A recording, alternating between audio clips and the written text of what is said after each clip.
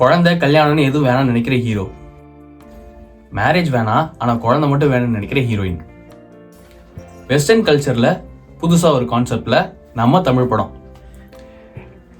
Hello மக்களே, வணக்கம். நான் உங்கள் மிஸ்டர் டி. இன்னைக்கு நம்ம பார்க்க போகிறது காதலிக்கு நேரநிலை படத்தோட ரிவ்யூ தான். இது உங்கள் டிஎன்ஏ டிராமா டாம்.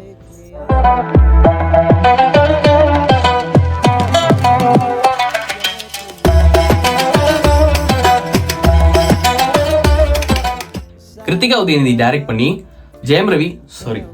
ரவி மோகன், நித்யா மேனன், டிஜே பானு, லட்சுமி ராமகிருஷ்ணன், மனோ, வினய் இன்னும் நிறைய பேர் நடிச்சிருக்கிற படம் தான் காதலிக்க நேரமில்லை.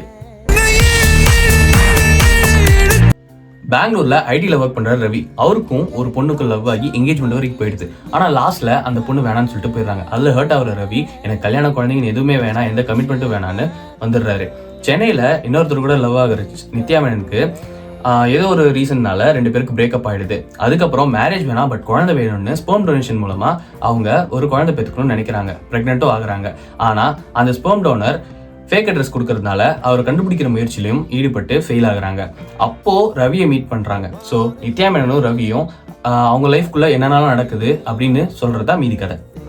கிருத்திகா உதயநிதி புது கான்செப்டை எடுத்துட்டு வந்திருக்காங்க. K parenting, sperm donation, LGBTQ இந்த மாதிரி விஷயங்களை சொல்றது புதுசு தான். ஆனா ஸ்டோரி டெல்லிங்ல மிஸ் ஆகுது. அதனால எமோஷனலாவும் கனெக்ட் ஆகல. ஆக்டிங் பொறுத்த வரைக்கும் நித்யா மேனன் ரொம்பவே நல்லா நடிச்சிருக்காங்கன்னு சொல்லலாம். சொல்லப்போனா நிறைய சீன்ஸ்ல எமோஷனலா நிறையவே கனெக்ட் பண்றாங்க. ரவி மோகன் அவர் கொடுத்த வேலையை கரெக்டா பண்ணியிருக்காரு தான். பட் அவரோட பொட்டன்ஷியலுக்கு இது ரொம்பவே கம்மி தான். டிஜே பானு அருமையான கேரக்டர், ஆனா அதுக்கான இம்பார்ட்டன்ஸ் ரொம்ப கம்மியா தான் இருந்துச்சு.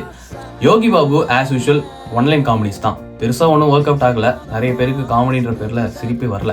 அண்ட் மற்ற நடிகர்கள் அவங்களுக்கு கொடுத்த வேலையை பர்ஃபெக்டா பண்ணியிருக்காங்கன்னு தான் சொல்லணும்.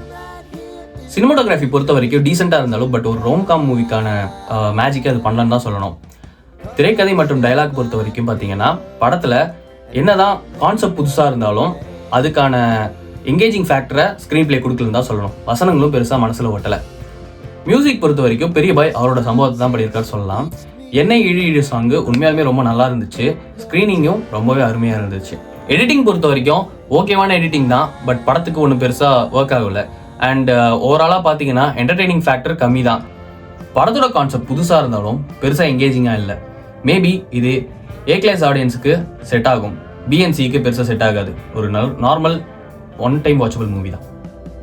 இதே மாதிரி சினிமா கண்டென்ட்க்கு நம்மளோட டிஎன்ஏ டிராமா டவுன் சேனலை சப்ஸ்கிரைப் பண்ணிக்கோங்க. லைக், ஷேர், அப்புறம் பெல் ஐகான் இதெல்லாம் மறந்துடாதீங்க. நம்ம சம்பிரதாயத்தை ஃபாலோ பண்ணுங்க. அண்ட் அடுத்த வீடியோவில் உங்களை பார்க்குறேன். Until then, bye from it's Mr. D.